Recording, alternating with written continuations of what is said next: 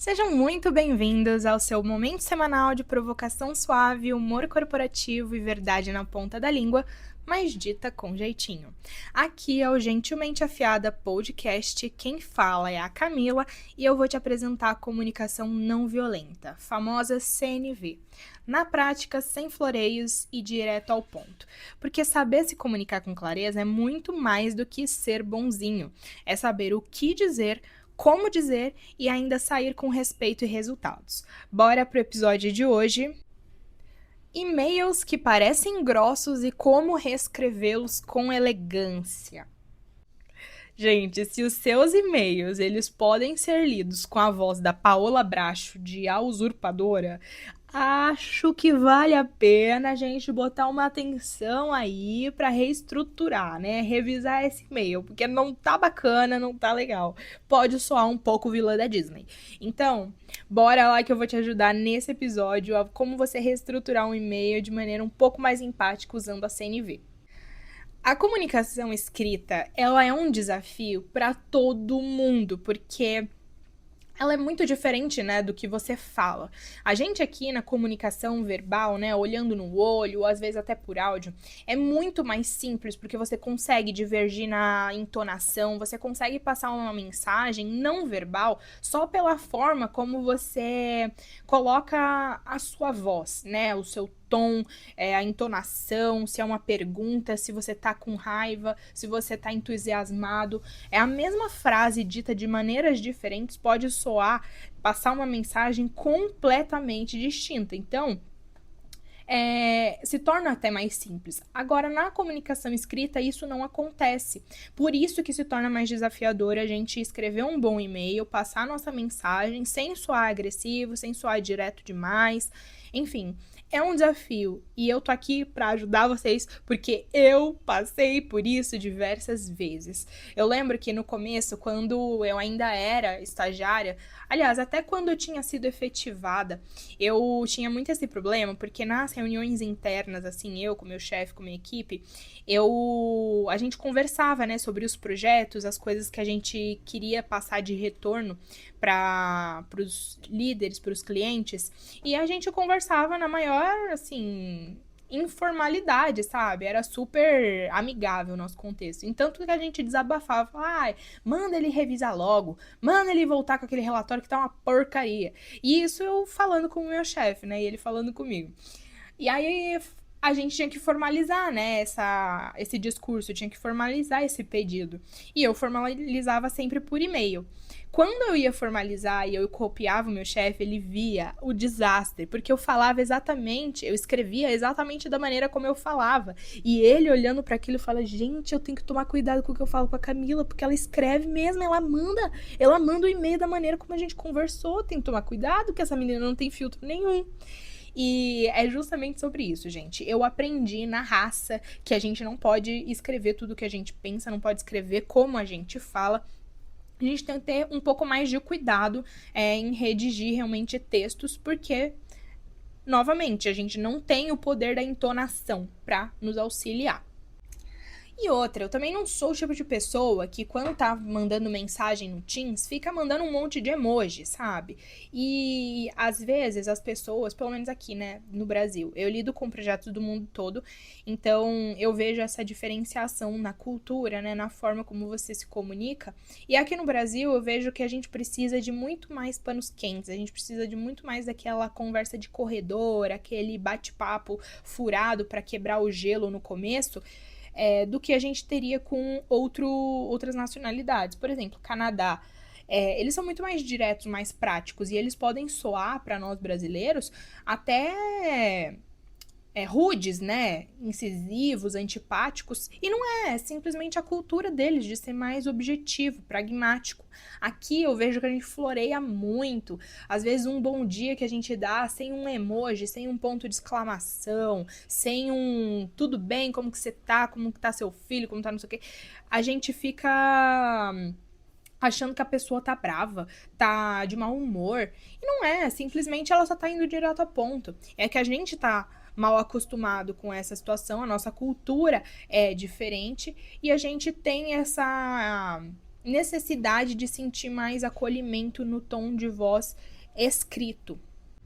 E por isso que eu estipulei, né, o tema do episódio de hoje, que é como deixar sua comunicação escrita mais clara, educada e profissional, sem parecer que você está pedindo demissão, você quer pedir demissão ou pedir socorro. Exemplo, você vai mandar um e-mail porque você precisa de um relatório X até tal horário. Aí você vai lá e manda, favor enviar o relatório até às 15 horas. Só que, na cabeça do receptor, isso soa mais como uma cobrança, como uma coisa incisiva, meio autoritária. Você, para dar uma leveza nessa comunicação, poderia substituir essa frase por: oi, tudo bom? Consegue me enviar o relatório até às 15 horas? Preciso fechar um ponto aqui. Aí coloca 2 pontos e parênteses, né? Fechando parênteses para fazer um sorrisinho. Ai, gente, não fica fofo? Eu sei que parece embromation, parece enrolação, mas realmente ele muda a forma como as pessoas te veem. Ele muda a forma como elas te recebem, sabe? Como que as pessoas recebem essa comunicação. Elas já não vão te entregar o relatório como se aquilo fosse uma cobrança. Elas vão te entregar porque você pediu com educação. Esse segundo exemplo, ele soa mais como uma colaboração, sabe? A intenção, no final das contas, é a mesma. Você quer o relatório no final do dia, ali, no horário estipulado. O que muda foi a forma como você disse isso. E aqui eu já vou emendar na tríade guerreira mística para você elaborar melhor as suas mensagens escritas, que é o tom, a objetividade e o propósito. O tom, ele precisa ser mais educado, pode até ser direto, mas sem agressividade passiva, tá? Você pode até ir direto ao ponto, mas inclua elementos de educação, de formalidade, de pedido, de solicitação. E você pode manter a objetividade, né, que é o segundo elemento dessa tríade, sem enfeitar demais, mas com um ar de acolhimento. Então, você não precisa ficar perguntando sobre o filho, sobre a escola de fulano. Não precisa ficar colocando assunto satélite só para parecer que você não quer cobrar. Pode cobrar, só que com mais acolhimento. Você fala: oi, consegue me enviar? Eu preciso disso para tal. E o terceiro elemento da tríade, o propósito. O que você quer que a pessoa faça?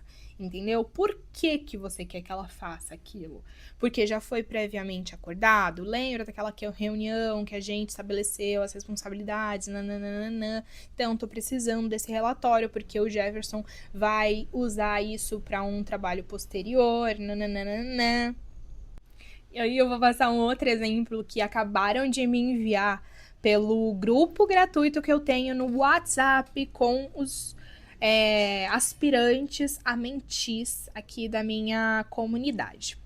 Eles mandaram uma mensagem no tom da Paola Bracho e eu vou traduzir para vocês. A mensagem é exatamente assim: já te mandei esse documento semana passada. Favor verificar com mais atenção.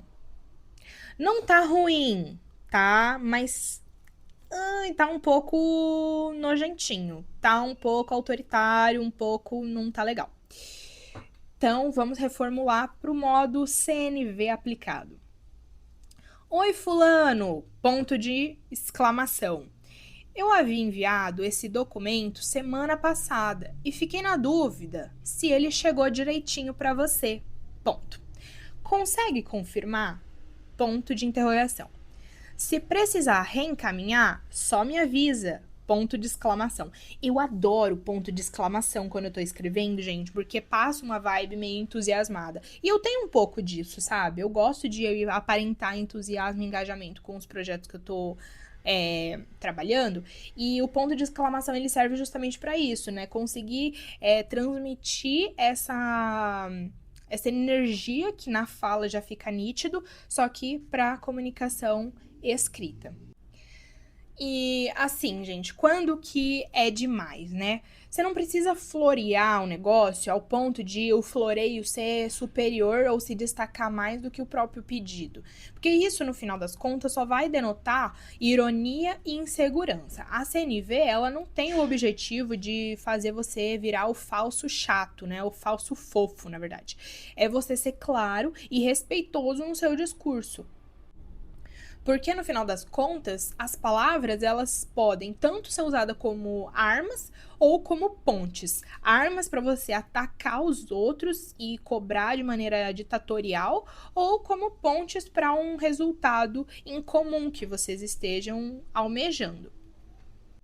Então, antes de você mandar aquele e-mail seco, esturricado, lembra que é melhor você parecer gentil do que virar um print no grupo do cafezinho de que olha que megera, o que ela estava me pedindo hoje de manhã.